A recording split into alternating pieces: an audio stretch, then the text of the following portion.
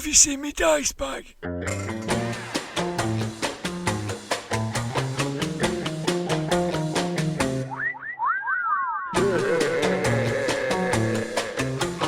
Grognard Files. Hello, my name is Dice, Dirk the Dice, and this is the Grognard Files, for your eyes only, talking bobbins about tabletop RPGs from back in the day. I'm coming live from a secret safe house somewhere in Bolton, the UK. I'm on the run, between locations, a moving target. I'm surrounded by my stuff, packed in sealed containers, and a zipped up sports bag is my great library of RPGs and my Grognard Files.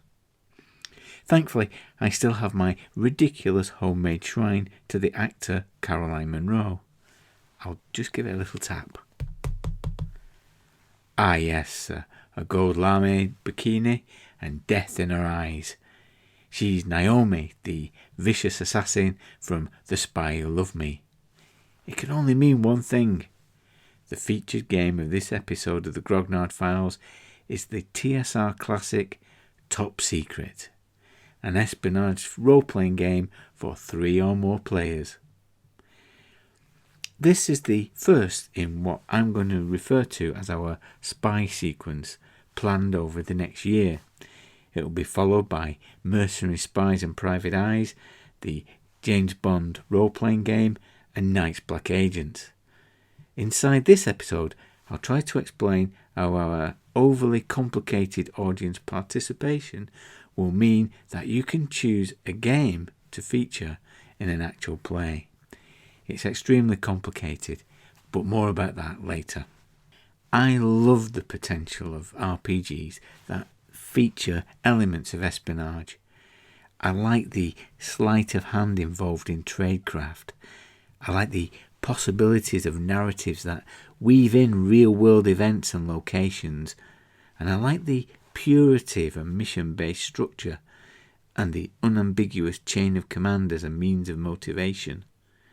Over the years, I've used elements stolen from espionage and intrigue stories to spice up my swords and sorcery and horror games. So, before we get into that, I've had another iTunes review. Please do take the time to write one, as it sticks our cockles in the microwave for a reassuring ping. For me, what makes this podcast truly special is the way it candidly shares personal experiences with games mixed with solid information on the games. I also love the presenters spend time it takes to examine issues and products in detail rather than hurrying along. Many thanks for your outstanding work. Thanks for that, DJ Peterson 23662. It's appreciated. Good to know that we're striking the right balance for you. We've covered the big ones, the ones that we've played often, but as Rick Meint said in the previous episode, in the early 80s, games were coming out all of the time, and it was difficult to settle on one game. There were lots of games that we played once or twice, alongside the regulars, RuneQuest, Traveller and Stormbringer. Top Secret was one of those occasional games. In this one-part episode, we open the box on the game to reminisce on our earliest experiences playing the game. We also reflect on espionage games in general and how they've influenced our gaming group, the Armchair Adventurers. There's a brief potted history of this unusual and intriguing game before our resident rules lawyer, Judge Blythy, turns his attention on the finer points of the rules. I think he overrules me on a couple of occasions on this one.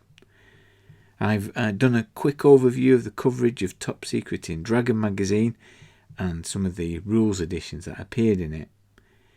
And we're also introducing a brand new section to the Grognard Files. Starburst Memories is an examination on how film and television has influenced our gaming experience. In a future episode, we've promised to look at Robin of Sherwood, the hooded man. Dum dum. But here we look at a couple of our favourite spy movies, and I try to explain that overly complicated audience participation thing I mentioned earlier. Please bear with me with that one.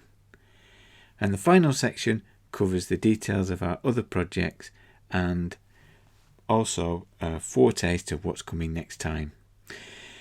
So, Ramblers, let's get rambling. Open box! Welcome to Open Box, the section of the Grognard Files where we come together and look back to our earliest encounters of the RPG under discussion and reflect upon our own personal heritage with the game, as if it really matters.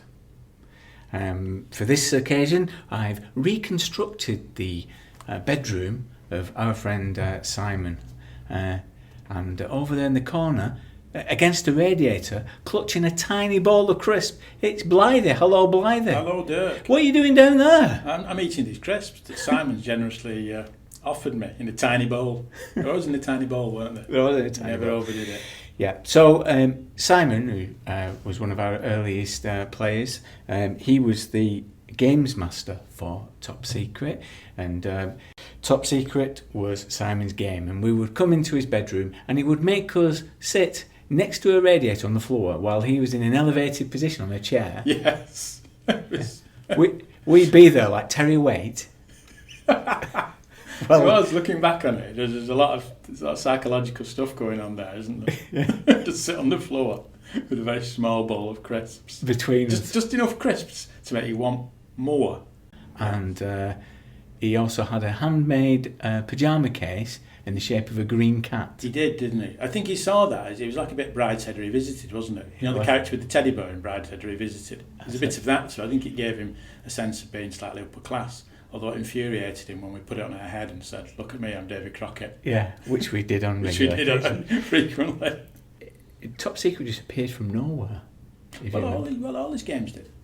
I think that was the odd thing about it, that we would go to Games Workshop and look at games and buy games and talk about getting games and what have you. But they just appeared, didn't they? Yeah. You know, Top Secret, and he had Gangbusters as well, didn't he? Yeah. And they just appeared from nowhere, and I thought, where did he buy them from?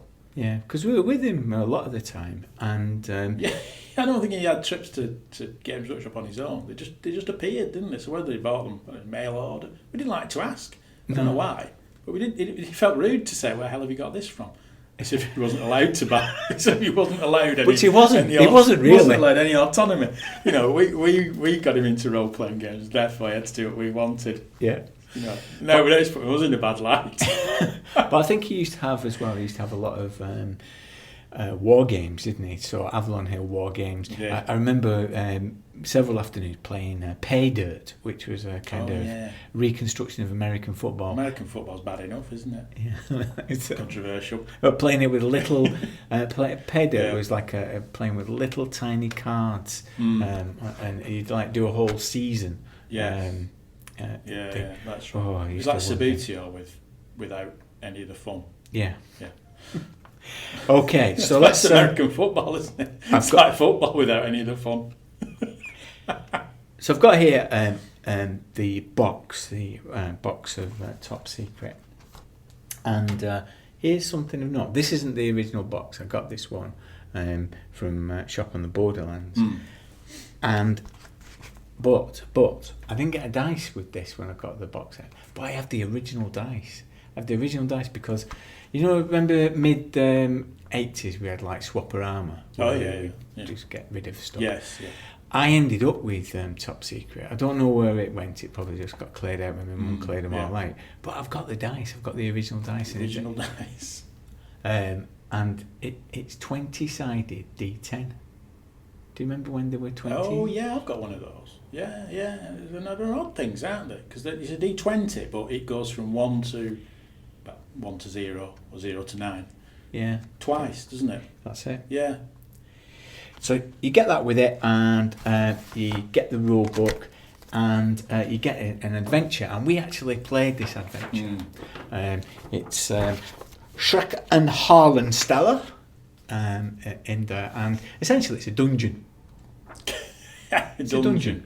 James Bond style dungeon. James Bond style dungeon where Eastern Europeans play the part of orcs. And it won't surprise you to learn that this is full of tables, full of encounter tables. So Shrek and Harlensteller, it was a site in Germany where East and West would meet, and essentially it's play characters just go through the town, just killing everybody, really. I mean, is that what we did? I don't remember. Did we do that? Probably did, didn't we? We did, because I specifically remember us. It's got the thing about a magic carpet on here. I remember that. We were given a series of information of intel that could have been red herrings. Yes, that's or right. could have been facts.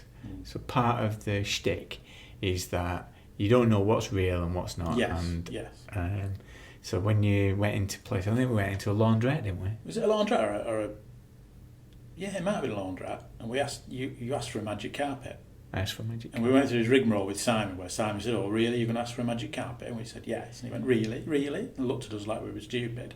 But of course, that was the code word, and you got taken to the back, weren't you? Yeah. Down in an elevator into some underground base or something like that, wasn't it? Yeah, that's right. I remember that. Yeah.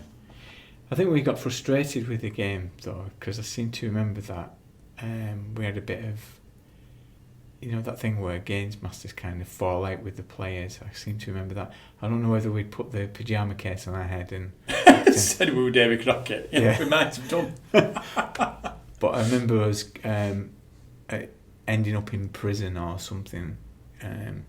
Yes, I think we ended up in a prison in Czechoslovakia. Before we leave Shrek and Harlensteller, I want to give you an example.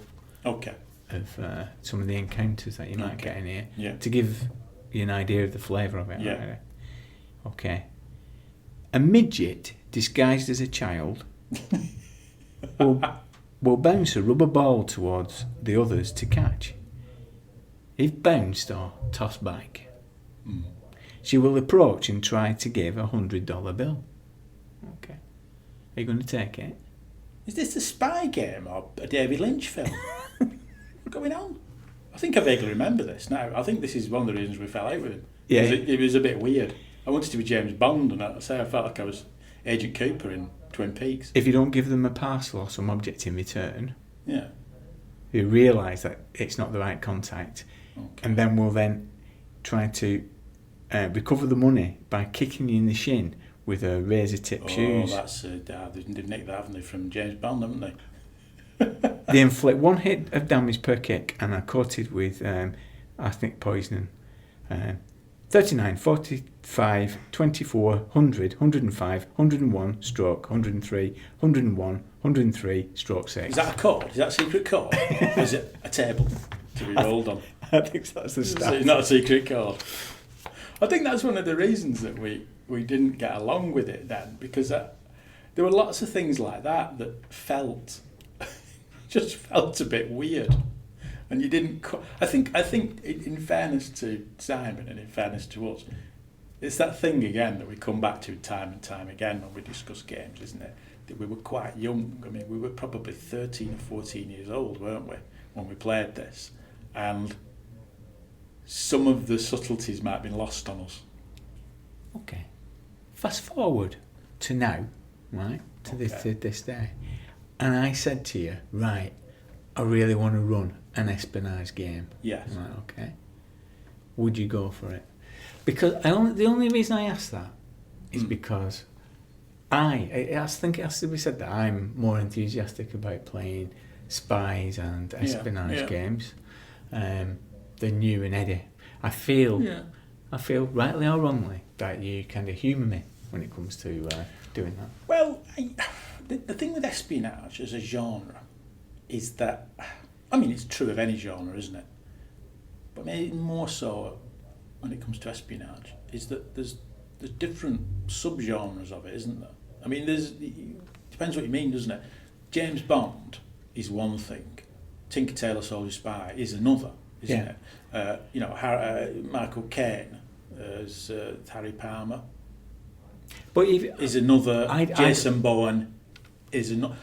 They're all in that kind of area, but they're all in some ways very different in the way that they played out. I still think though that even if I pitched to you and Eddie, and I have done, haven't I? Because with Night's Black Agents, I pitched to you the idea that it's in a modern day contemporary setting, and you're gonna play super spies in a like Jason Bourne. I don't see the same thrill in your eyes as if I said I've got an 18-month campaign which you'll play a wizard moving through a fantasy realm. Have you? Have you got one of those? I haven't got I'd one like of to those. play that. I've got Night's Black Agents, Dracula Duckets here. Well, Night's Black Agents is alright, but again, you're cheating slightly there because I suppose I'm kind of supporting your argument a little bit. Night's Black Agents is appealing because it's got vampires in it, so it's not quite pure espionage, is it? No. And I think you could be right. I'm a little bit cold on the. I'm sort of setting myself up here now, aren't I? So I'm always admitting I don't really like spy role playing. But then again, I don't know if we ever played a good game of espionage role playing. I don't know if we have, because I think I know what you're saying. But then we've played games. We've played fantasy games. We've played games of RuneQuest. We've played games of D&D. We've played fantasy games which have had an element of espionage in it. Yeah. We've had. I mean, for example, you know, we did it's not quite espionage, but it's in the same ballpark. You know, we've done detective stuff in Pavis, haven't we? Years ago when we were young, yeah. We did that. We did one that you did about a serial killer in RuneQuest called the Basilisk. You know, so named that anyone who saw him or her never lived to tell the tale. That was a little bit espionage in terms of, you know, you don't know who to trust. Those elements of espionage things that are appealing, aren't they? You know, who to trust, deceiving people, you know, not being honest with them. All that stuff can be there in fantasy games or science fiction games or any game, can't it? And I think this is the problem, that what you're talking about is a system, a game system, purely revolving around the genre of espionage, which is slightly different. See, I think that kind of proves what I feel, and that's that spy is not really a genre, are they? Espionage isn't really a genre. Well, I think that's part of the difficulty, and when we come to looking a bit more, that's part of the difficulty. I think it's more of a style than a type, if you see what I mean. So you can get a style of, like you said, in fantasy setting, you can get a style of espionage. Yeah. What Top Secret does is, its key selling point, early on, it says that this is the first modern role-playing game set in the here and now. Yeah. Set in the 80s with the Cold War and all that kind of stuff going on. Yeah, and those kind of conspiracies. Yes. And I find that's the hard sell. You know, the setting, unless it's in a fantastic setting, having that kind of contemporary world is always difficult to sell. Well, yeah, but then we live in that anyway, don't we? You know me. If I can't be a wizard, I'm not happy. I think you've got a point, I think. Yeah, so it's not really espionage that you're talking about, is it? Because you can have that in lots of games. You can have espionage. You could be a spy in RuneQuest, couldn't you? Yeah. You know, you could be a spy in Traveller. You could be a spy in any game and build in all those elements of espionage and develop a plot where there's not a shot fired, but it's all about, you know, infiltration and deception and that kind of thing. I think, you know, you could do it in Call of Cthulhu, couldn't you? You could infiltrate some cultists as a spy. Yeah. That'd be a good story, that'd be exciting. But yeah, I suppose you're right. The thing that me and Eddie tend to be a bit cool on is the idea of setting it in the absolute here and now, in a kind of real setting where there's no element of fantasy whatsoever. Yeah. That's what you're saying, isn't it? Yeah. And what Top Secret does is that it's not fantasy. I mean, you could say it's fantasy in terms of the things it talks about are not really how it works, you know. Yeah. But it's still set in the real world. And you're right, it does, I mean, we might be corrected by people listening, but it does feel like it's the first real world role-playing game. Yeah. You know, and that is a bit of a hard sell, isn't it? Because I suppose even at the time, in the 80s, you had games where you could be a space pirate or a wizard or whatever else, and then someone comes along with where you can be spy. Yeah, and I just think it's important to make that point, because I think that'll set the context for when we look at the rules, that it's in the context of it's a hard sell. Yeah, it is a hard sell, yeah. Take it from me. Yeah, I do frequently. Maybe I should adopt Simon's approach and just appear with... just appear with a game. And, we're playing this. Yeah. I think that kind of... I only mention that because I think that puts the line in the sand for when we... line in the sand. In the metaphorical sand as we discuss the rules. Mm. Do you realise it's 35 years on? Mm. So that means that our play characters will be released. They would have been released, so we could have another game with them. Yeah. Yeah. I think we should. We should, yeah. Go on then. You convinced me. You finally won me over. I can bring that character back, even though I can't remember his name or anything about him. Potted history. On the 17th of January 1980, 2 FBI agents arrive at TSR's downtown Lake Geneva offices. They're investigating a tip-off of an assassination plot in Beirut, Lebanon, of one William Weatherby. The agents have in their possession a piece of headed notepaper that has led them to the TSR offices. It's a series of notes made by Mike Carr, TSR's production manager, for an in-house top-secret game that he's running. A well-meaning Lake Geneva resident found the cryptic piece of paper and handed it over to the authorities, as any upstanding citizen would do. This apocryphal tale was often quoted back in the day as a mark of the authenticity of Top Secret, the role-playing game. In the opening blurb, the game declared, "In the last several years there have been quite a few role-playing games produced, covering subjects as diverse as bunnies and bugbears, musketeers and mutants, even spacemen and cowboys. Most of these games are quite good, but there's an era missing. Today, no one has come up with rules for modern role-playing game, not set in the hazy future or the dim past, but the crystal clear world of the here and now." Well, it's a bold claim, a claim that's possibly challenged by SBI's Dallas RPG, based on the soap opera. Nevertheless, Top Secret was the first modern age RPG that found an audience and was incredibly popular on its release. Not bad for a game that originated in a sophomore dorm. Merle Rasmussen was 18 when he first encountered D&D as a student at Iowa State University, where he was reading civil engineering. He enjoyed war games and diplomacy, and D&D attracted his attention. After a couple of games, he was struck by the potential of the concept of role-playing.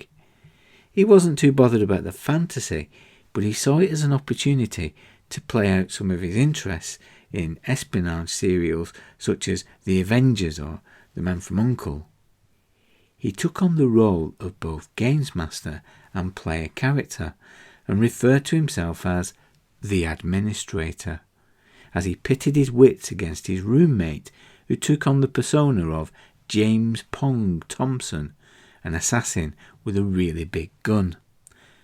Merle would set up sessions and missions, and James Pong, a ruthless sadist, would compete against his characters, breaking into the administrator's block, stealing his secrets, assassinating his characters. It became a man-on-man conflict, spy versus spy. His roommate suggested that he write up the game and send it to TSR.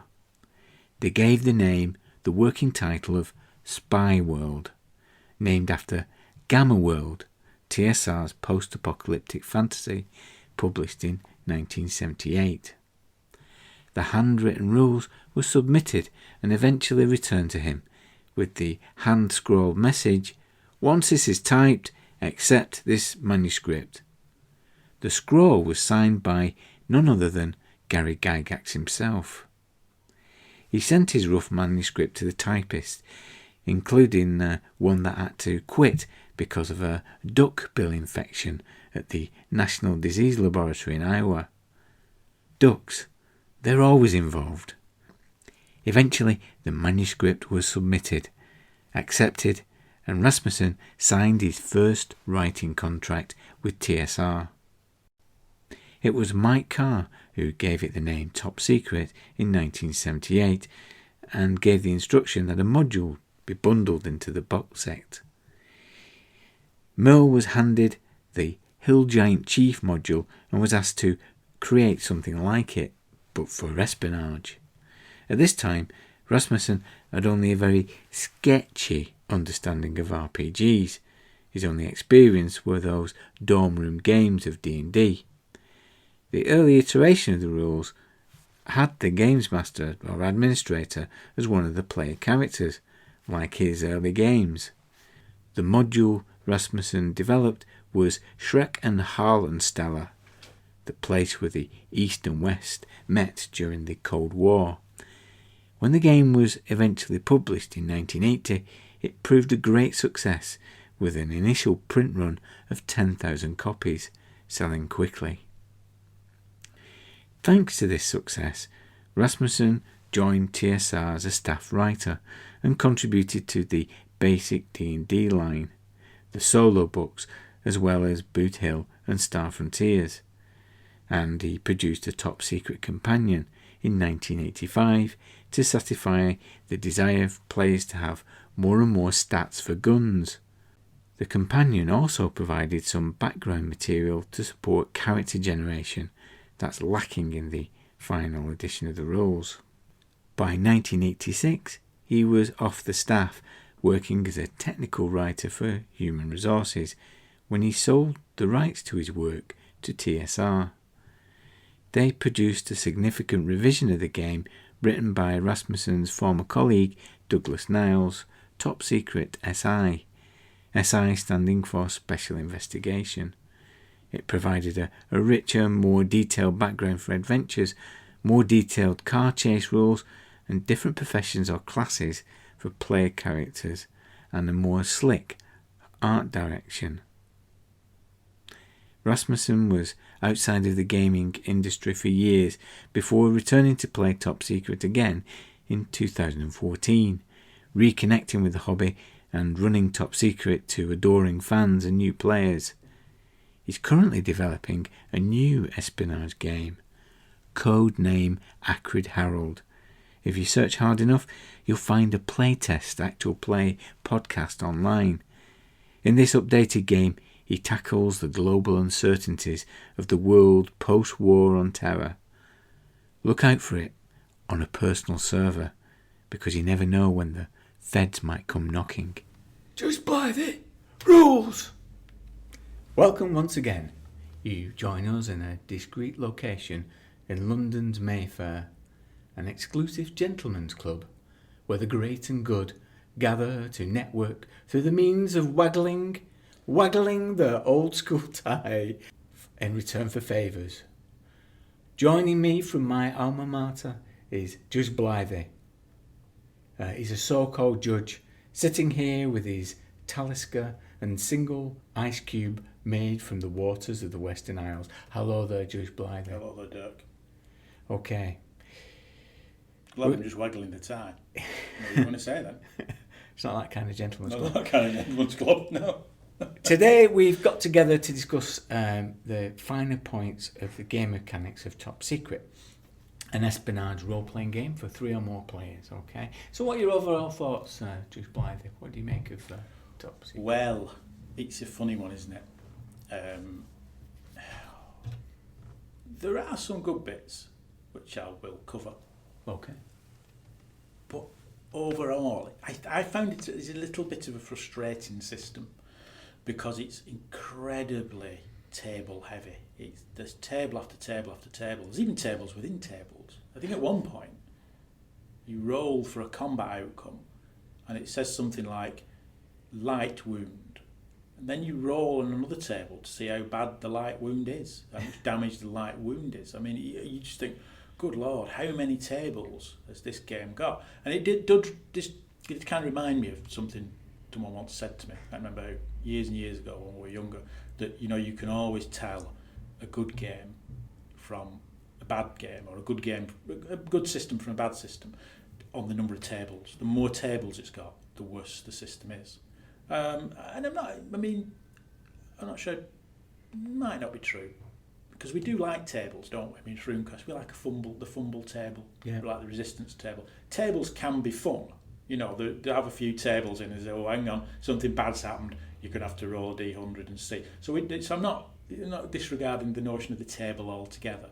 But I think in Top Secret, you have to roll on a lot of tables to do anything. I mean, you really do. It's almost funny.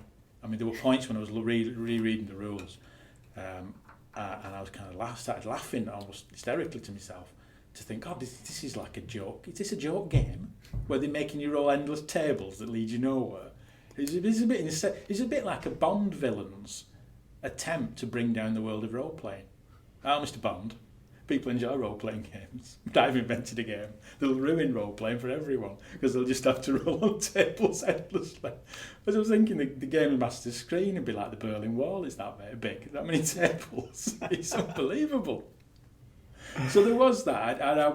It does have some redeeming features, and it is interesting in an historical context to look at it, because it gives a certain picture of the time and what games were doing, and what maybe the people who designed it were trying to do. And there are some elements to it that I do appreciate, but in an overall view is, wow, there's a lot of tables. Okay. I'm going to have that printed on a t-shirt. Tables can be fun. Tables can be fun, but not too So many. what are the 3 rules that you're going to pick out for us to discuss? Well, one rule I liked. Do you want to list all 3? Yeah, list all 3 and then we'll go through them. That's how it works. We've been doing this for 20 episodes. I'm sorry, it's because we're in the gentleman's club and I've had too many taliskers and I'm not paying attention. Sorry. Character statistic generation, or primary traits, primary personal traits as they're called, but stats. Yeah. Stats. The stats generation system is interesting. I think. Okay. Well, we'll have a look at that. I think the NPC reaction table. The NPC. There is a table for it. Unsurprisingly, there's a table for NPC reactions. But that's quite interesting, even though it's a table. But it's interesting in terms of what it's trying to do. I think finally, fame and fortune points are an interesting thing as well. They're an interesting aspect of it. So there's 3 interesting things. 3 interesting things that you're going to pick out though. Okay. So let's put this on the table. Okay. Yeah. Top Secrets in the Dark, and I think that this game is a thing of genius. Yeah, you're speaking in the defence. I'm speaking in the defence. Quite overruled. I'm a judge. Overruled. That's the end of that. Anyway, moving on. Well, let's see how we go. Okay. Now, I'm very aware that people may not be familiar with this game because we've dealt with the big ones, haven't we? We've dealt with It's a little bit obscure, I suppose. Yeah. So what I'm going to do, I'm going to ask you to roll a character. Let's look at these personal traits now. Okay. Yeah. You're going to be an agent. Have you got a name? When you play a fantasy game or science fiction game, weird names roll off the tongue, don't they? Yeah. But when it's a real game like Cthulhu or something like this, I always kind of struggle because I start thinking of real people with those names who I don't like. And I think, oh no, don't call him that. Don't call him this. They always have names like Jim Steele, and things like that. Or you give them a name that's a real name. You think it's all right, and then 3 sessions in, you think, oh my God, that's that kid at school I couldn't stand, isn't it? Oh no, I like this character. The great thing about this is that it doesn't give you any names in the book, does it? It doesn't really give you anything in the way of gives you a lot setting. of tables. Gives you a lot of tables, but it doesn't give you. It's not got a table for character name. Should do. It doesn't give you much in the way of context setting, and I think that's part of the trouble. I think the thing to say up front is that it's not an easy read. No, it's not.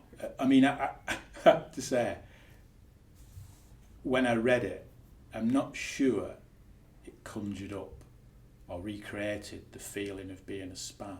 Yeah. But it certainly recreated the feeling of being 12 years old with my first role-playing rulebook and thinking, what the heck's this? Yeah. It certainly is. It is not But I think inspiring or interesting. I think bear with it, because I think the joy of this is in the playing. Yeah, well, it is with It's most not in things, the isn't it? reading. It is with most things. Yeah. Yeah. And for that reason, I'm going to invite you to create a character. Okay. So let's get cracking. So the personal traits are created by rolling a d100, so it's 1 to 100. What I like about what they're trying to do is it tries to get around the idea of a really, really bad roll. Because we've all created characters, haven't we, with the traditional 3d6. Yeah. And then we've rolled a 3 or a 4 or a Yeah. 5. And there's been an awkward moment then, hasn't there, where the games master thinks, do I let him re-roll that because it's dreadful, or do they have to stick with it? Try to overcome that, and that's quite admirable, I think. Therefore, my first point, before you start rolling, Your Honour, I'm going to say that's the first thing of genius. Yeah, that it points out yeah. it points out that Yeah. your play characters are Yes. something special Yes. and above the norm. That's point one. I want that on the record. But what I would go on to say... Right, roll the dice. No, you're not. I'll let you have your point in a minute. No, you are. Let's- Shut you. Shut up. Well, The point is, Yeah. that's what's so sad about it. It has little glimmers of genius, and then it just drifts off into stupid tables. Anyway, we'll come on to that. Yeah. Go on, right, I'll roll. Physical strength. Yeah. You ready? This is a measurement of your muscular strength. Get away. Okay. 54. So 54. So I'll look on the table. He's looking on the table. And you get plus 10.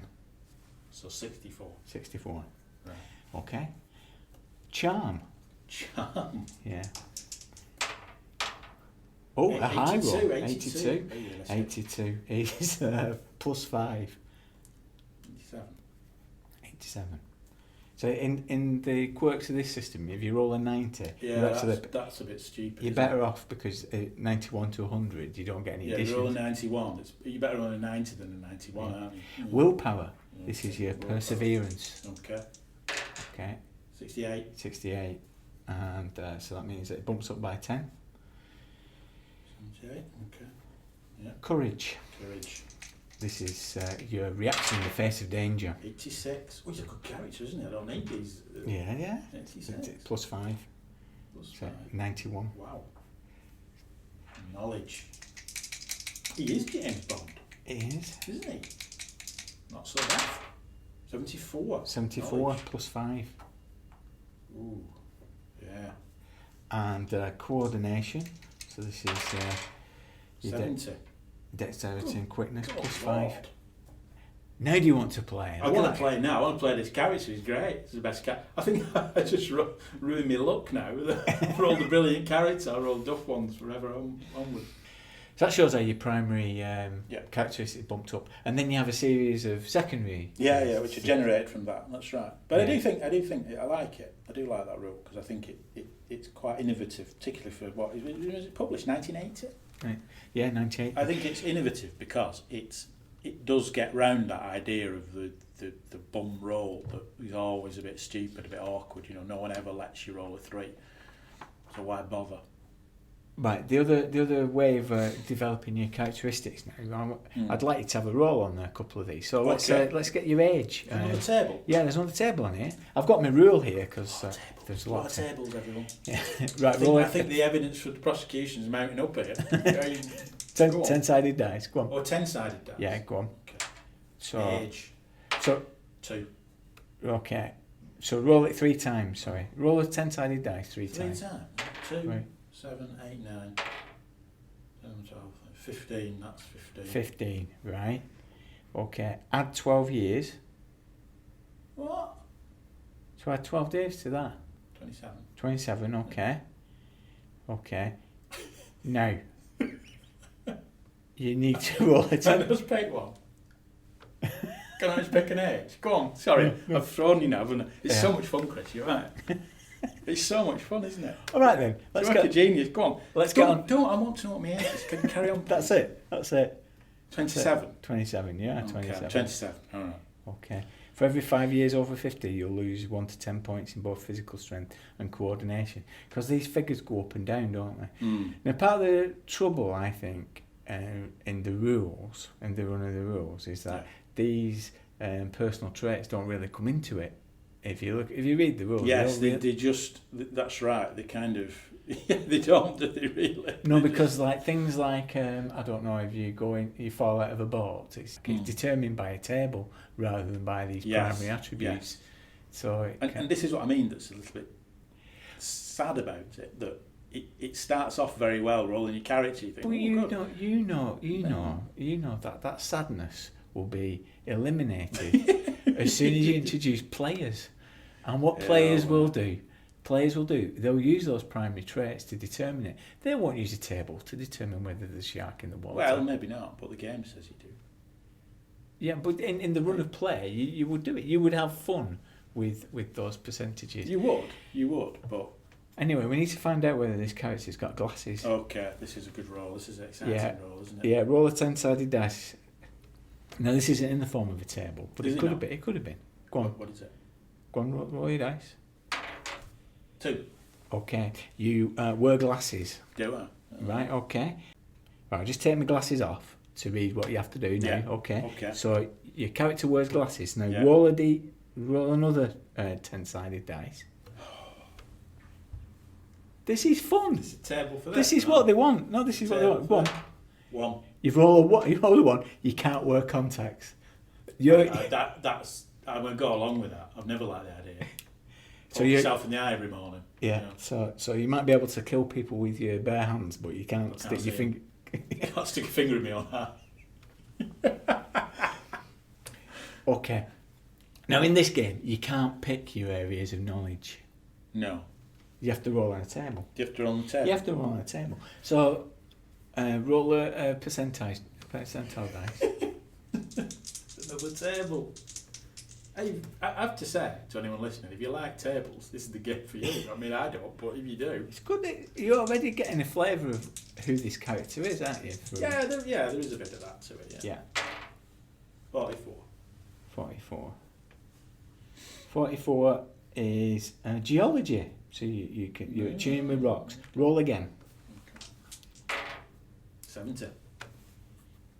Religion. So rocks and religion. You're a spy, you're an agent, can do. He's in a rock gospel band. He's in a rock gospel band. That's his cover. Okay, roll again. 45. Home economics. Home economics. Do I remember that? I think we re-rolled that when we were creating a character with Simon, and I think Simon said very, very knowledgeably, I don't know if this is true, very knowledgeably, oh yeah, James Bond's a good cook. Yeah. And we both went, oh right, okay, that's all right then. But it's home economics, it doesn't say Cooking. cookery, it says home economics. Does that mean you turn up with a basket with some eggs in to make jam tarts like you do at school? You know? You never know when it's going to come in. You never know when it's going to come in, do you? Home economics. Home economics. Yeah. Bake a poison cake. That's Bake a it. cake with a file in it. Yeah. To get them out of. That's it, isn't it? Yeah. Yeah. That's See, it. already your imagination. Already, it's working. It's magic. Those tables are working. The magic. So the bureau classification is interesting. So these are the jobs you can do. So you can either the adventures are built around this, aren't they? So section 1 is administrator. Ooh, now, that's exciting. You can't be an administrator. Oh no, is that the games master? The games master is right, the administrator. Okay. Right. But that goes back from the days when originally it was the administrator was one of the player characters, so the games master played the game. Section 2, investigation. So you'd be the thing. Okay. Section 3, confiscation. Ooh. Yeah. And section 00. 00. Does it say 00? Yeah. No. Assassination. Of course. But what would you wouldn't buy anything else, would you? And so in each of these sections, so if your character wanted to be an assassin, it starts at level 1, and depending on experience points, you would move up the rankings. Yeah. You start off as a punk. A punk. So he starts as a bit of a thug. Oh, it's a level. Hang on, level 2's a thug, isn't it? Yeah, you're not then a thug. A ruffian. Whoa, don't get ahead of yourself. Well, I know, but You haven't done anything yet. it's very exciting, isn't it? You're a punk until you're a thug. Yeah, that sounds unpleasant, doesn't it? That sounds like some kind of hooligan who just kills people for money. And then the next bit is you need to use your $400 to buy stuff on the shopping list. Oh, right, okay. There we are. Let's have a look. So this is 1980s shopping list, is it? Yeah. Socks, $2. Is that right? That seems a lot. Back in 1980. Well, socks are very... I'll put A luxury item. Call out for American listeners. Does that sound realistic? $2 for a pair of socks in 1980? I wouldn't imagine the $2 now. Okay. So that's essentially your character built up, your agent built up. The only thing that you can determine without looking at a table is the name. There's a name. Well, I could do with a table for that, because I'll name it after a kid I didn't like at school. That's the thing I could do with the table for, names.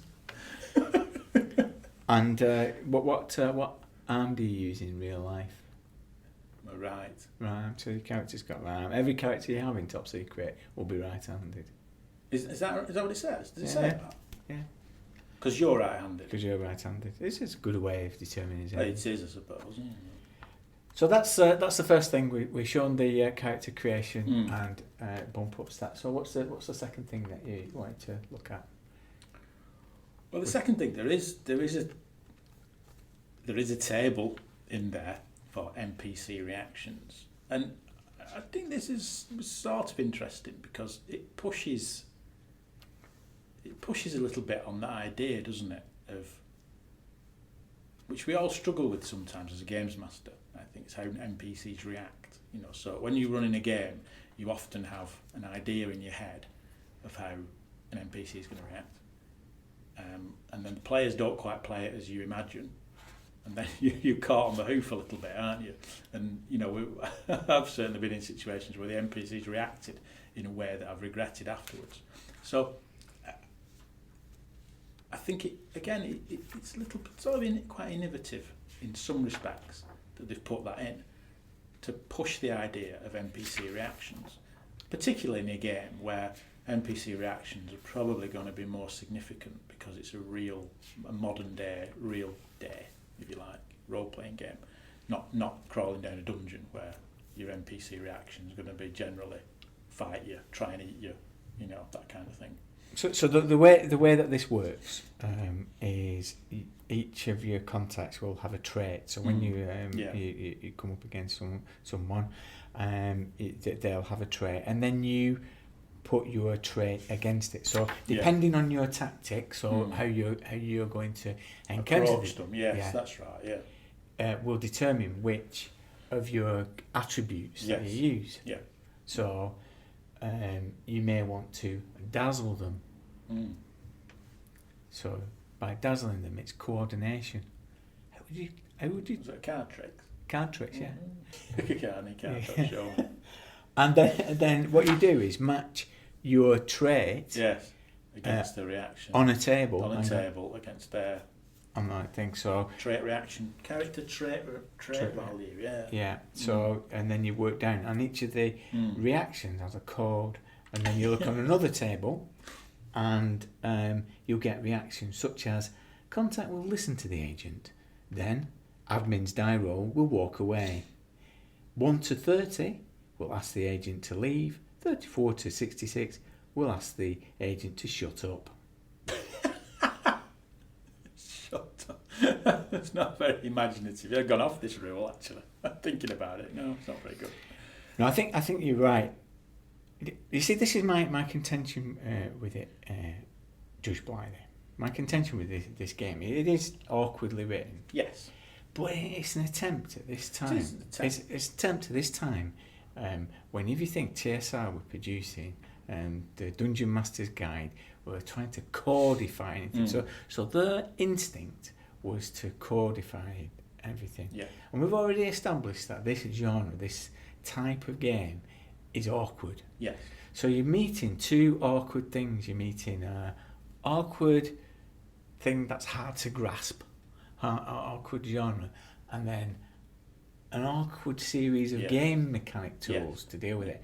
And I actually think this is a good attempt to try and make dungeon dwellers think differently about interactions and about how people might behave. Yes, and that's why I picked it, because I think you're right. This particular rule does do that. It does try and push that idea of interaction. So rather than, you know, how you choose to approach them. See, that's the key thing, isn't it? I think D&D first edition probably has rules in about how monsters are going to react to you and that kind of thing. But what this does is it pits your approach against their reaction. So your approach is what matters as well. And I think that is quite clever, that it's pushing that idea. It does it in a sort of slightly clumsy way. And there's also a whiff of, as we discussed earlier with Simon and his obsession with solo games, there is a whiff of the solo game about it, isn't there? As if you could almost play this game by yourself and think, right, okay, my character's going to approach this contact in such a way, and because I've got a table to roll on, the table will tell me, rather than the games master, or administrator in this case, what will happen. So there's a little bit of solo play, but you're right, it is that attempt to... It's a different view of role-playing games than the view that people have now. It's trying to, you're right, codify the world through a game. And because the world that Top Secret exists in is a more complicated world, because it's a real world, that seems to have led to more tables, because there's more to codify than there is when you're down a dungeon hitting things with a sword. And that's, in a sense, that's what's good about it, and I can see why you find it appealing. But in a sense, that's what kind of, for me, cripples it a bit as a game, because it's over-codified. And I must admit, when I read through it, my heart did sink. There were points where I thought, oh my God, I cannot bear any more of this, because it's just ludicrous amount of tables within tables within tables. I mean, there's even a table for sort of executions, isn't there? So if your character's executed, you roll a D100, and it's got a range of methods of execution, from hanging to poisoning to scorpion. Was a scorpion sting, and you think, well, what's this about? Wouldn't a games master with his salt think, okay, you've been captured by, I don't know, Baron von Goldfinger, so he's going to shoot you or kill you with a laser. Whereas if you've been captured in the desert by some tribesmen who are going to execute you, they're going to use a scorpion, you wouldn't roll on a bloody table, would you? You wouldn't roll on the table and go, right, you've been captured in the desert. And that's precisely... They're going to wait. They've ordered a laser by mail order. They're going to wait till that arrives to kill you. And then, no word of a lie, there's a survival roll. So you roll on a table to see how you're going to be executed, and then there's a survival roll to see if you survive the execution. And you think, this is weird. It's weird. But isn't that precisely what would happen in the run of play? And although it's presented as a table, what it's actually doing is making you think about, okay, within, as a games master, these are the array of executions that That's you speaking now. I don't think in 1980, when people read this game, they were thinking that. It's trying to push them in that direction, but I think what it's really actually, you've got to look at the words on the page. What it's saying is, in this game, if you're going to be executed, you roll on the table. Well, I think that's just daft. But that's just looking at the rules as written. I think in the run of play, I can see how in the 1980s this would capture the imagination of people who picked it up. Because I think you are looking at that with you are using your very sophisticated and very experienced role-playing brain. You're looking at Top Secret with a sophisticated role-player's brain that has played a lot of role-playing games, different types of role-playing games over the years. And that's fair enough. There's nothing wrong with that. But what I'm saying is, if you looked at this in 1980, I think, I'm not sure you would have those perspectives, because those perspectives are very much with hindsight, aren't they? I disagree. What I'm saying to you is the exact opposite. That I can see that, okay, I'm experienced as a player of games. And my experience of playing games is through charts and tables.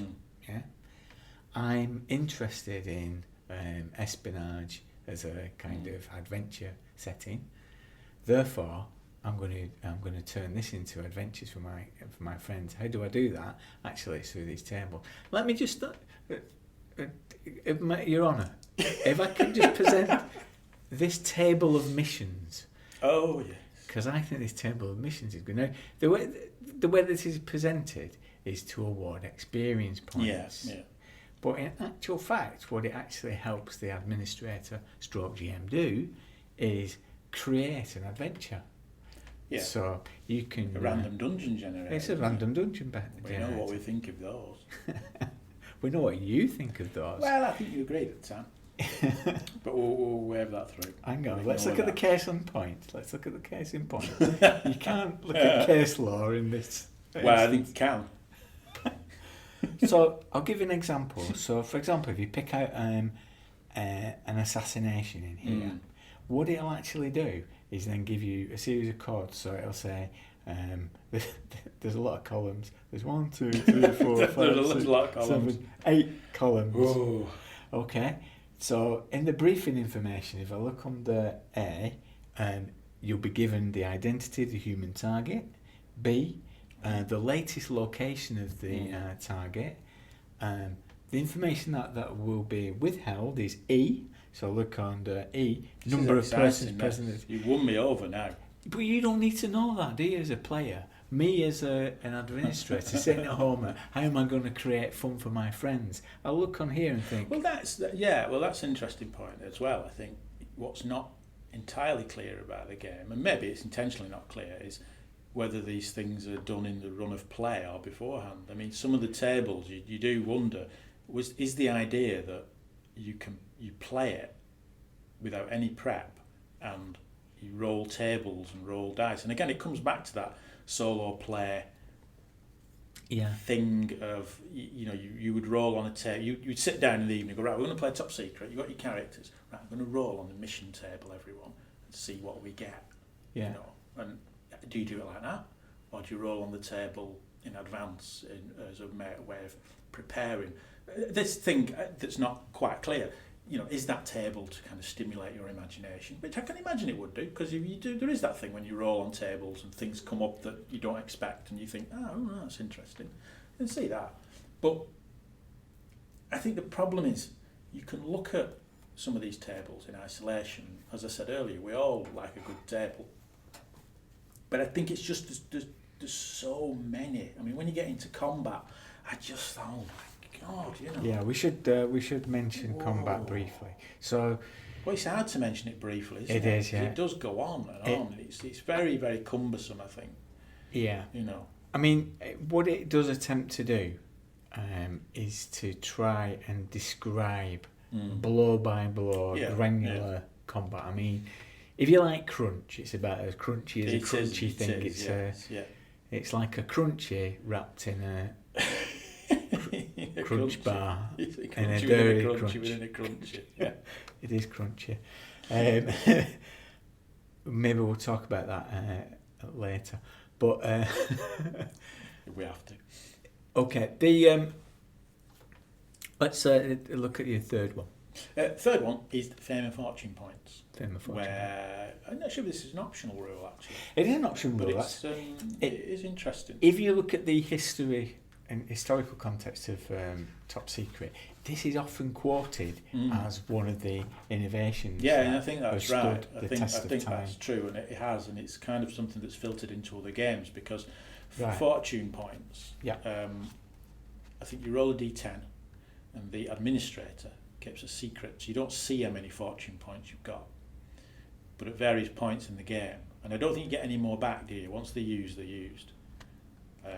And then it allows you to actually roll dice again and things, doesn't it? Yeah. So it's a bit like luck points, which I've sort of peppered all through modern role-playing games, aren't they? Luck points, fortune points, all Bennies. That kind of thing. Yeah. So it is a very innovative idea and a clever idea, that you've got these luck points. It's the idea of your luck running out. You see, you don't actually know when your luck's run out because the administrator has the total, which is again quite a good idea. It's quite good fun, isn't it? You think you're going to be lucky again, but you're not lucky. You've run out. You only had 6, and this is your 7th time. I suppose this is allows you to have feats of heroism, isn't it? So it means that you can do the thing of you get shot by a bullet, but it's hit a Bible in your inside pocket. It's that kind of thing, isn't it? Which you see in sort of James Bond all the time, don't you? Where he's lucky, you're lucky and that kind of thing, Yeah, I think. See, this is where I think fame and fortune points are the thing that kind of reiterate my feelings about the game. Notwithstanding the fact that it is an awkward read, it is difficult to read. Yeah. But I think it's a narrativist game trapped within a simulationist rule set. You've sold it to me now. You should have gone into advertising with phrases like that, shouldn't you? Buy this. It's a narrativist escape trapped in a simulationist game. I'd have bought it. If that had been on it, I'd have bought it. I take back everything I said. People will be ordering it now on eBay. They're trying to get hold of it as we speak. And with that, I'm going to put that down as a win. Yeah. Overruled. The White Dwarf. Redacted. Dragon. Normally, this part of the podcast, we would turn to our good friend at Daily Dwarf from Twitter to trawl through the back issues of the heyday of White Dwarf to find choice pieces to illustrate the game under discussion. But Top Secret only appeared in adverts. Dragon, on the other hand, was very fulsome in its support of the game. It was the TSR House magazine, and Mel Rasmussen was a TSR staffer who was on hand to develop rules for his game through the monthly publication. Along with others, he made regular contributions, expanding the rule set and offering supporting material to help flesh out the setting. When it comes to Top Secret, I think there's a definite distinction between the rules as written and the rules as played. Outside of the rules, the game's developed a life of its own, and it's very popular with players who demanded more from TSR. Of course, much of this additional material took the form of hardware and weaponry. Sniper rifles, grenades, landmines, machine guns, missiles, even the effects of nuclear weapons were covered. The last thing that Top Secret needs is an increasing proliferation of rules to add to the corridors of its labyrinthine combat tables. And the bloodlust was apparent in the reader questions. How much does a flamethrower inflict? What are the statistics for an M60 light matching gun, an M14 assault rifle, an MP56 submachine gun, an 81mm M29 mortar, 105mm M102 howitzer, a red-eye shoulder-fired missile, rifle grenade launchers, an M60 tank, a Patton tank, an M1 tank, and a Northrop F5 freedom fighter? Phew. The terse reply was, the Top Secret game is not a military role-playing game. Official statistics on military ordnance are not available.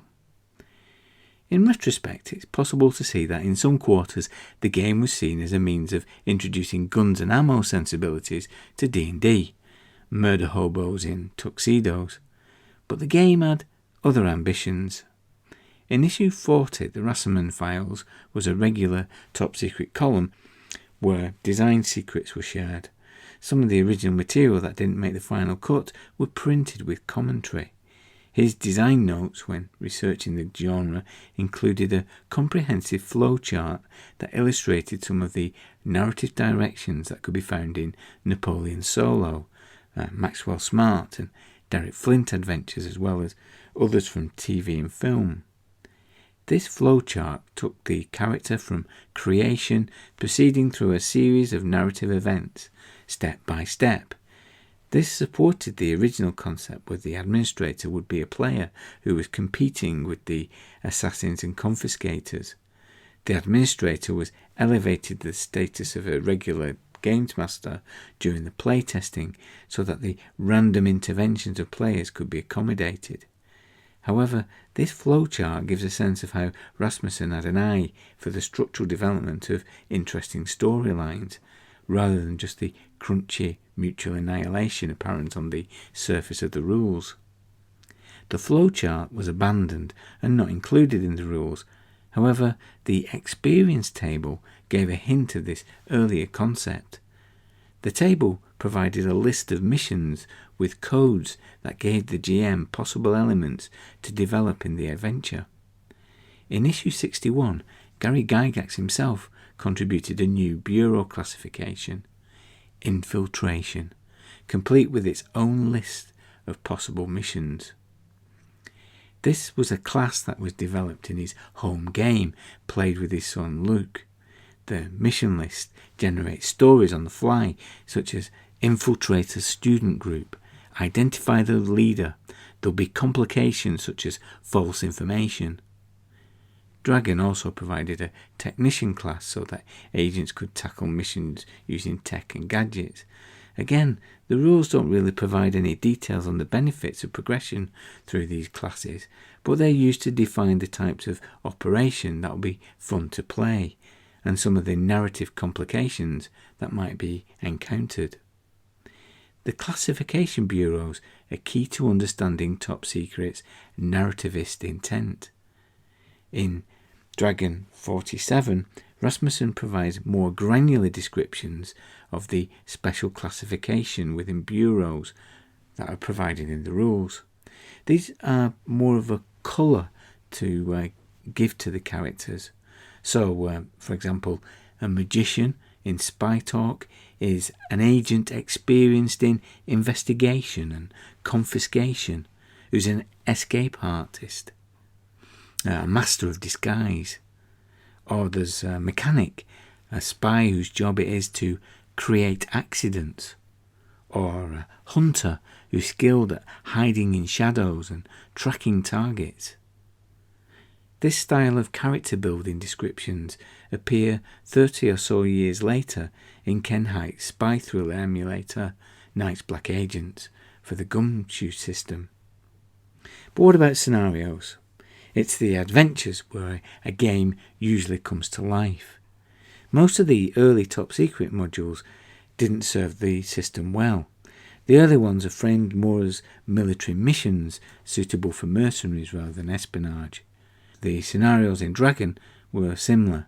In issue 39, for instance, the missile mission involves player characters taking on the role of two rival agencies from Russia and China who are seeking the secrets of a NATO superweapon. In issue 48, there's plans for a secret underwater base with the title Dr. Yes. All the plans are there, even down to the air conditioning system. The highlight of these scenarios for me were the final contribution from Rasmussen. Operation Zodiac was a series of scenario ideas about space travel, which were complemented by special rules which included new attributes for dealing with zero gravity. There's also plenty of background supporting material about different space agencies too. But there's something moribund about the subject matter, as at the time it was published in 1987, the Space Shuttle program was paused following the Challenger disaster, and battles against the KGB in space seemed to reflect an earlier time. However, the mode of constructing the different scenario hooks demonstrated how the experience table had transformed as a means of presenting scenario ideas. For example, codenamed Taurus, a satellite and the payload has been tampered with so that the astronomical tool can be transformed into a surveillance device. The complication was that a rival mission from the Soviets was going to shadow the NASA mission in order to take control of the satellite. It's all fascinating and detailed and exciting stuff. Dragon continued supporting Top Secret SI when the new edition came out, including an article celebrating the potential of the new advantages and disadvantages mechanic in the character creation, written by Marcus L. Rowland. a writer more famous for his contributions to White Dwarf. At Daily Dwarf is right. Everything does come back to White Dwarf. Starburst memories. This is a brand new section of the Grognard Files. Back in the day, our cultural touchpoints were 3 journal tentpoles: White Dwarf, 2000 AD, and Starburst magazine. Published in the UK by Marvel, it was our version of Starlog. Every month we would study it to discover the latest incarnation of Caroline Munro and what films and TV we needed to seek out to inform our gaming. I've devised this overly complicated audience participation. So what I've asked you to do, Blythy, I think you've got a list there of 10 spy sequences from film and television. Another table. You got another table? Another table in the spirit of top secret. Yeah. Yeah. So you got a table there Yeah. of a 10. And I've got 10. Okay. So what we're going to do in this overcomplicated segment is we're going to roll on a d10 each of us, yeah? Yeah. And then we're going to describe a sequence, yeah? And then we're going to talk about how it could inform games, how it could work in the games. Right? And then after we've run the spy episodes, which will be in about 12 months' time, we're going to run a poll.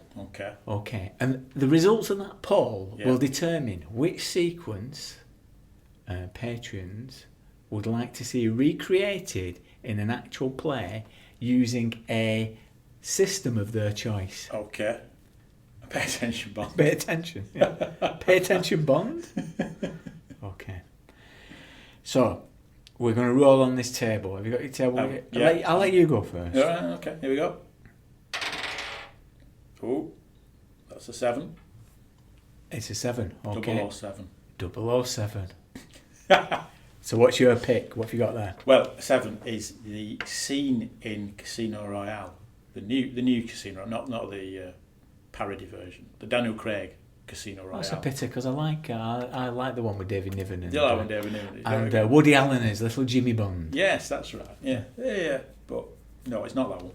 It's the Daniel Craig version, and it's the scene in the stairwell of the hotel where the two kind of I don't know, they're mercenaries. He fights them. He kicks one down the stairs. So one falls down the stairwell and is killed instantly, and the other one he kind of grapples with, doesn't he? And there's this long scene where he's got his arm around his neck and he sort of slowly strangles him, and the guy's feet are kicking, and it seems to go on forever. And it's quite an unpleasant scene. And I remember watching it and thinking, blimey, this is a James Bond film. And, you know, you're normally used to James Bond dispatching people fairly quickly with a comical quip at the end of it. You know, so when Sean Connery throws the electric fire into the bath and he says, oh, shocking. You know, you're used to that, aren't you? Yeah. But that's not what you get in this film. What you get is James Bond really kind of wringing the life out of this guy. Yeah. And it's unpleasant. And then afterwards, you've got the scene where he kind of downs all the scotch, a big glass of scotch, and you can see the effect that this has had on him. And you've got the Bond girl, Vesper, haven't you, watching it, and she's kind of shocked. And it's an interesting scene because there's a real sense that he's killed someone, and that person didn't want to die because people don't. No. I think it was Alfred Hitchcock, wasn't it, who put forward the idea that it's very hard to kill a man. Yeah. And in Torn Curtain, there's this scene where there's like this intense battle where they're trying to kill him. And it is like that. And I think it's a statement of intent as well, isn't it, that film of the modern era to say post-Bond. We've done with Bond kind of being a slightly comic character or a lightweight character, and we've done with the idea of killing people being almost funny, you know. Yeah. So what about in terms of gaming then, this scene? Why? Well, it's interesting because it is always difficult. There's two difficult things in there that I think are difficult in role-playing games. One is unarmed combat. So you've got this grapple, haven't you, and this strangulation thing, which a lot of role-playing games don't really cover very well. You know, they often, you know, shooting, hitting people with swords, that kind of thing. But actual the nastiness, I suppose, and the trickiness of that kind of unarmed combat and brutality of it is difficult to replicate in a role-playing game, isn't it, I think? And I suppose the other thing that's difficult to replicate in a role-playing game, and I think goes back to your comment about why, maybe why I'm a bit cool on role-playing games set in the here and now, is the sort of guilt that Bond seems to feel, that she's horrified by what he's done. He feels a bit bad because he sees that reflected back at him, that what he's done is quite brutal. And although, albeit necessary, because these guys are going to kill him if he doesn't kill them, Vesper's appalled by it, she's upset by it, he's a bit upset by it. And those things are difficult in role-playing games because invariably those elements are what make modern-day films interesting. Yeah. But in a role-playing game, there never is that guilt because it's a role-playing game. Yeah. And I think those two aspects are difficult to replicate. Yeah.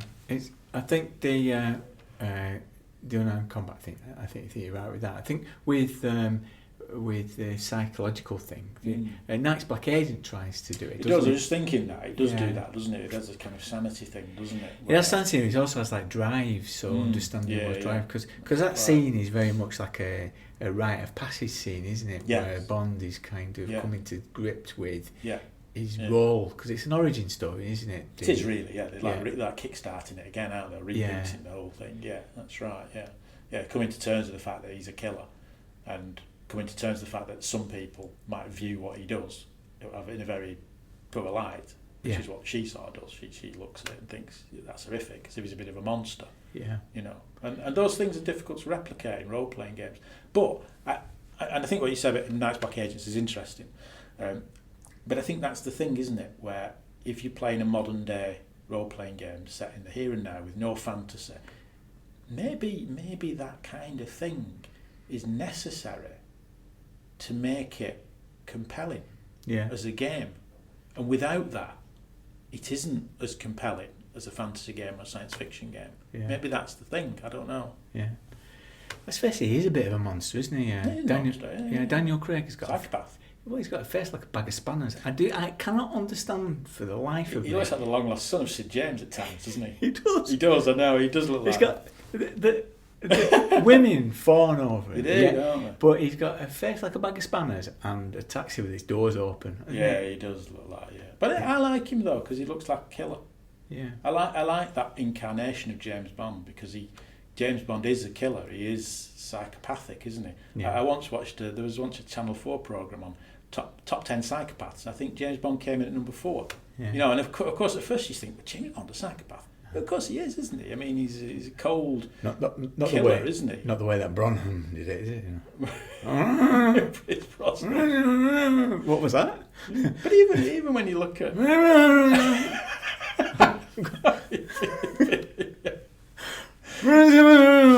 wasn't a hard act to follow, was it? No, Daniel Craig, to be fair. And his invisible car. But I think that's the thing in. That's the thing Didn't in. see that coming, did you? No, he didn't. Did he? No. And I think that's the thing. Talk about the invisible car. Talk about Casino Royale. The original one as a parody. In games, there's always a risk, isn't it, with espionage and spy games that they do end up being a parody because it's hard to keep players on track because they kind of laugh at it, don't they? Yeah, that's true. The minute you introduce a gadget, you know, I mean, we've done a little bit of it during this podcast. You know, immediately there's loads of tropes and cliches in that, isn't there, that you can sort of. And I suppose that's the thing, isn't it? You can use those cliches and jokes in fantasy games. It doesn't seem to take away from the fantasy because we all know it's fantasy. But once you try and do a real-time, real modern-day espionage thing, you sort of don't want those jokes in. But they inevitably appear. Yeah. There you go. Okay. My turn to roll. And it's 3. 3. Okay. This is interesting because this is a similar but very, very different sequence. And this is 3 Days of the Condor. Oh, yeah. Robert Redford. Yeah, Robert Redford. Now, there is somebody who's pure charisma. Yeah. Now, I would say charisma that. 18. Yeah. I would say that because I bear a passing resemblance to him. He doesn't. So this was Sidney Pollack's 1975 film, and the interesting thing in game term is that Robert Redford at the start of the film is part of a clandestine part of the CIA, who are a team of people who are reading magazines, books from all over the world, looking for codes or looking for some form of conspiracy buried within trash novels and magazines. And that's an interesting proposition for role-playing, isn't it? Because usually, as a spy trope, is that it's one individual alone, isn't it? So one individual alone in the world who has to fight. But what it sets up in the first few scenes of 3 Days of Condor is that actually they could have a team of agents in this very discreet and esoteric corner of the CIA doing specific work. So I think that's interesting game term. But that doesn't matter, because whilst Robert Redford's out getting lunch, they all get killed. Very TPK. TPK. Apart from Robert Redford. Fairly early on. Max von Sydow, very efficient killer, comes in and kills them all in cold blood. And this is down to a report that has been sent up the chain of command by Robert Redford, and they're after him. And what follows is a series of cat and mouse. Now, the actual sequence that I've chosen is a sequence where he's on the run. He's trying to get away from whoever's killing them. It turns out to be the CIA. Spoiled it for people. It's like a rogue element within the CIA. So he can't. Always is, isn't it? Yeah, he can't turn anywhere for protection. Yes. And like he says to everyone, I'm not a field agent. He's vulnerable. He's set up as being vulnerable. Not James Bond. He's not James Bond. He's the opposite of James Bond.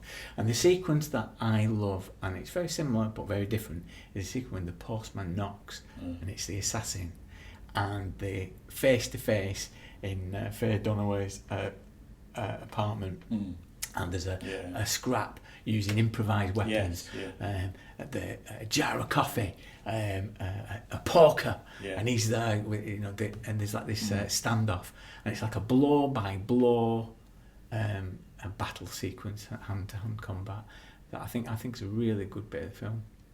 It's a good fight, like you said. Although it is quite funny, he opens the door to the postman, doesn't he? Yeah, you would never do it. A play character.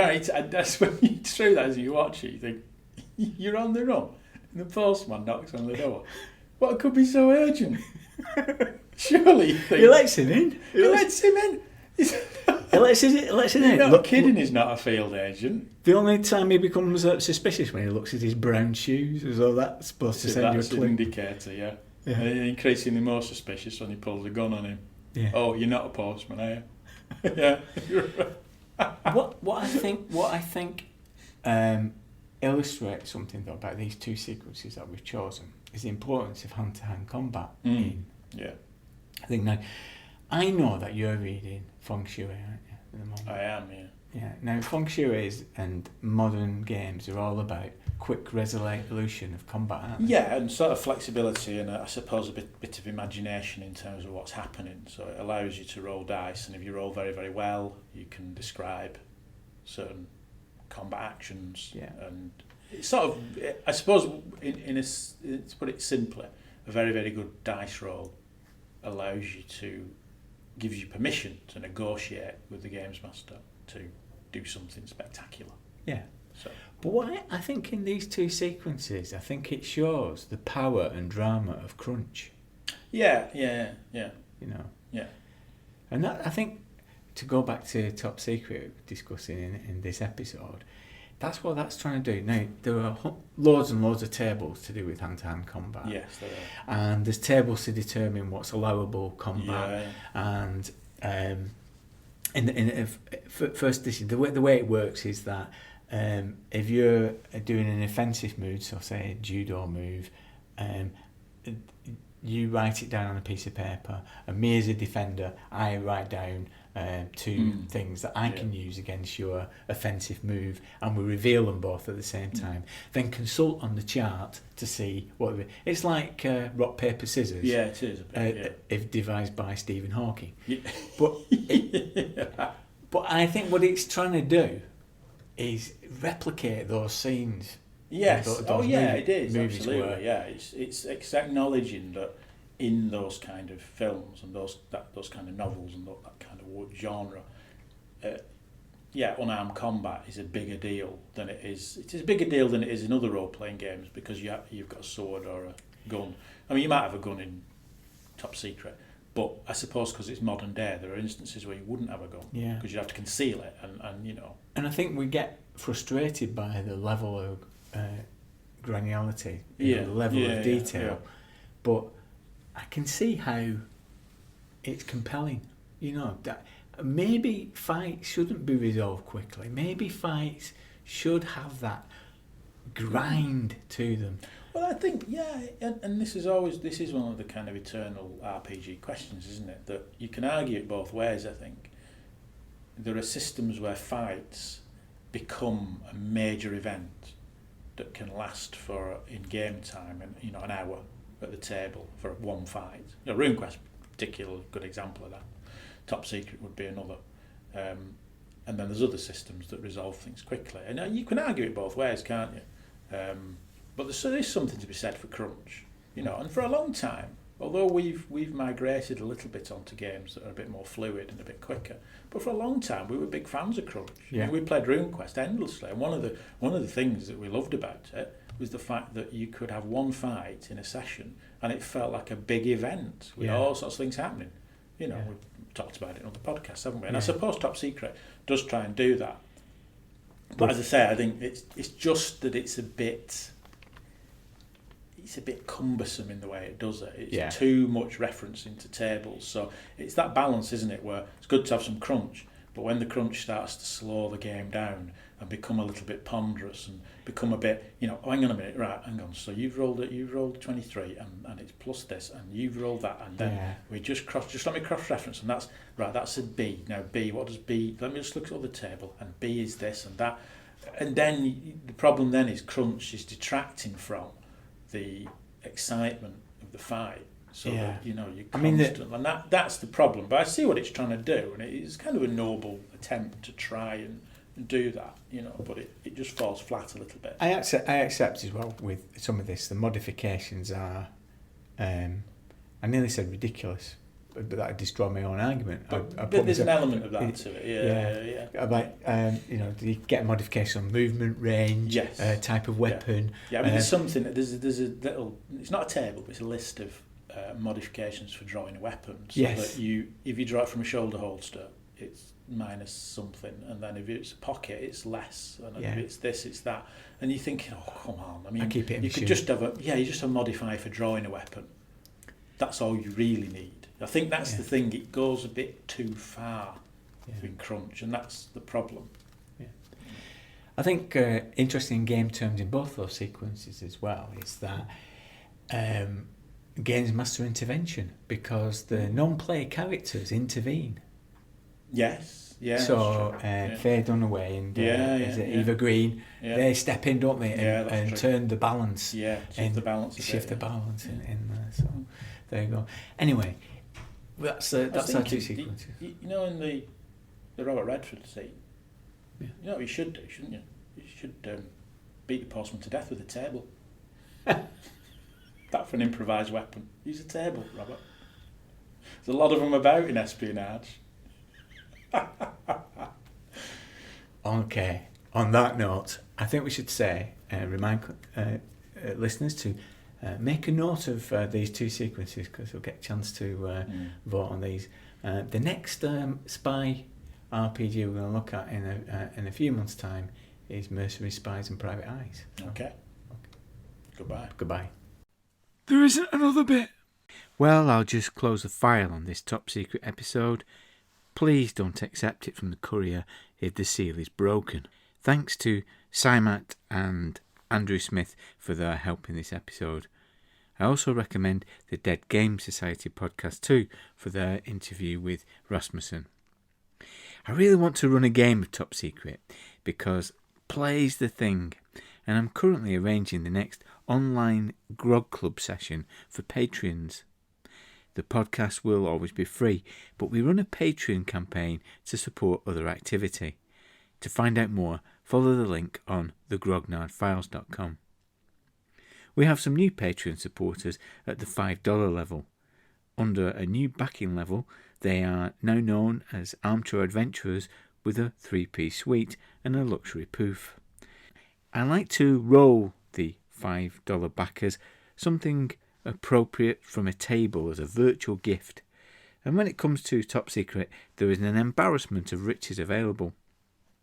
However, I don't think it's appropriate to roll on the execution table, so I'm going to reach for this bundle module instead, that came with the box set. So this is Schrecken Holland Stella that we've been talking about, and I'm going to roll on the Legends and Tips table.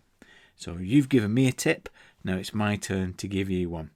I'll just give you a warning that some of these might be red herrings. Okay, let me find a dice. Okay, and here goes. So first up is the artist Things Happen, who's made a contribution, so thank you. And I'll just roll a 12. Okay, a 12. A wizard in the basement of a bar knows that you're here and who you are. That's right, a wizard.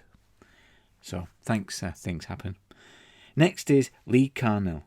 Okay, and I've rolled 17. Okay. Make a bid at the massage parlour and you may get more than you bargained for. Well, hey, I hope you have a happy ending there, Lee. Thank you. Okay, finally, this time it's John. I don't have any other details, but you know who you are, so thank you. Here we go. You get 20. A mechanical sea serpent inhabits the waterway. A mechanical sea serpent inhabits the waterway. Yeah, some of these are definitely fishy. Okay, thank you very much for that. If you join the Patreon at any level, you'll get a link to a download of the PDF of the zine, the Grognard Files Annual 2017. Thanks to David Patterson for pledging $2 a month, Juho Rutler for pledging $1.50, and Dale Hewson and Tim Olsen for pledging $1. Tim Olsen will be my guest in the next episode, which is a 2-parter all about Citadel Miniatures and Games Workshop stores. Don't worry, we're strictly pre-slaughter. Tim was the manager of the Dalling Road branch, and he has some great memories and great stories to tell about the Games Workshop back in the day. Until then, adios amigos.